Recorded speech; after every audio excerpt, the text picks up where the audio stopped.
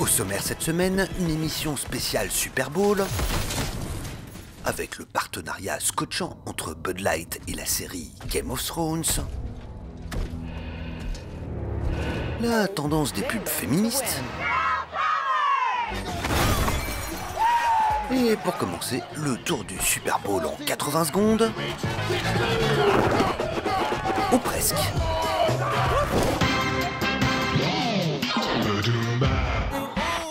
Alors, que retenir de ces 37 minutes et 25 secondes de publicité qui ont coûté 382 millions de dollars? D'abord qu'il y a eu un bon paquet de robots et autres assistants vocaux pas toujours au point. Alexa, play music. Okay. Ensuite, que les annonceurs ont soigneusement évité les sujets qui fâchent, genre la politique, et se sont concentrés sur les fondamentaux du Super Bowl.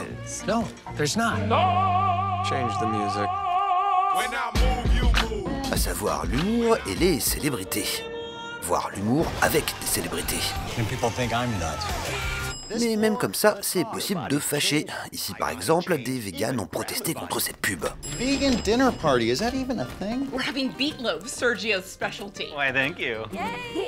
I'll take a Coke. Is Pepsi okay? Sinon, Pepsi organisait le show de mi-temps. Un show auquel beaucoup de personnalités avaient refusé de participer en soutien à Colin Kaepernick, ce quarterback qui ne retrouve plus d'équipe depuis qu'il s'est agenouillé pendant l'hymne national afin de protester contre le racisme. Parmi les refus, Rihanna, Pink ou encore Cardi B qui a quand même accepté de jouer dans la pub. I want a Pepsi. There you go.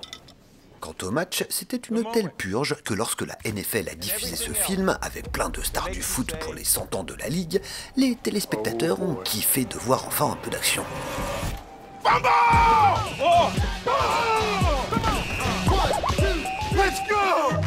Et le film a été élu meilleure pub du Super Bowl par les lecteurs de USA Today. Quant au spot qu'ils ont le moins aimé, c'est celui de Burger King. Des images tirées d'un documentaire expérimental de 1982 où l'on voit Andy Warhol manger un burger. L'idée, c'était de présenter l'icône du pop art à une audience plus large. Mais bon, la culture, c'est comme le ketchup. Quand ça veut pas, ça veut pas.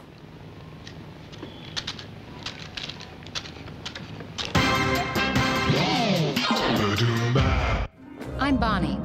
Lors de la première coupure pub du Super Bowl, le ton était donné. Des sirènes, une Christina Applegate un peu sur les nerfs, Okay, that's it. If you don't stop, I will eat all of you alive right now. une bande-annonce pour la saison 3 de La Servante écarlate et Serena Williams. The world tells you to wait.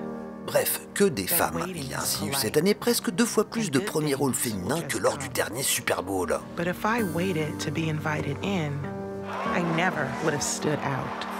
Certains annonceurs ont même explicitement ciblé uniquement les femmes. Don't wait to be told your place. Take it. Comme Bumble, l'application de rencontre où seules les femmes peuvent initier les conversations.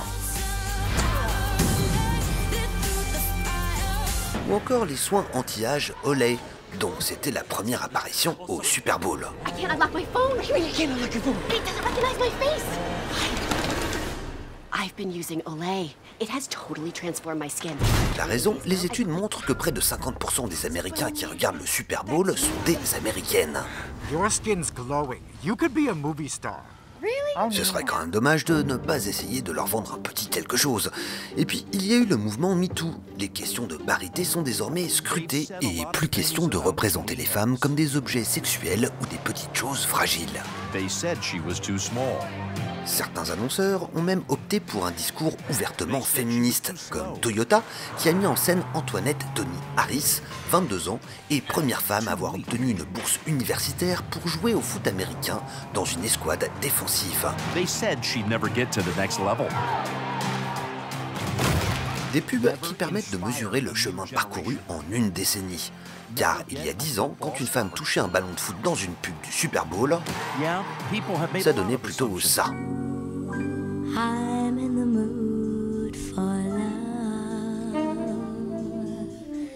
simply because you're near me.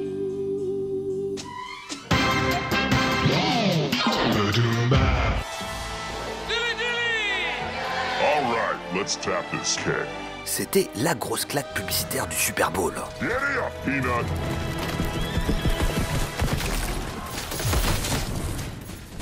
Un spot pour Bud Light qui se transforme en bande-annonce pour la dernière saison de Game of Thrones.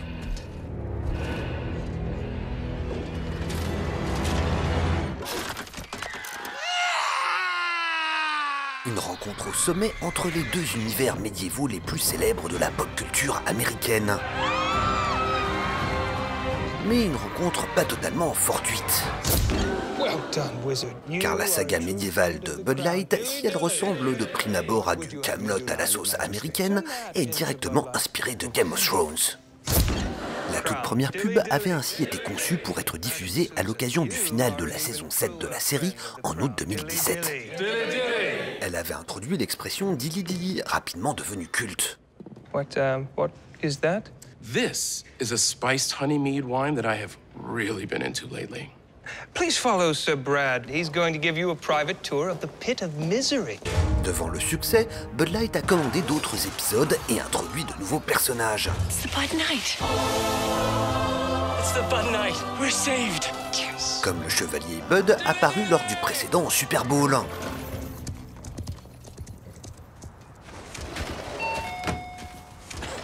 Personnage que l'on retrouve cette année encore dans un mash-up d'anthologie donc. Hold my beer.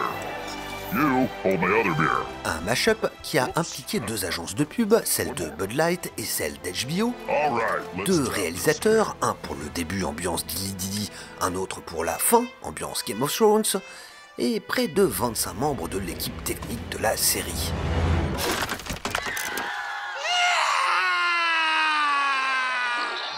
Quant à ceux qui sont tristes pour la disparition du Bud Knight, souvenez-vous de Jon Snow.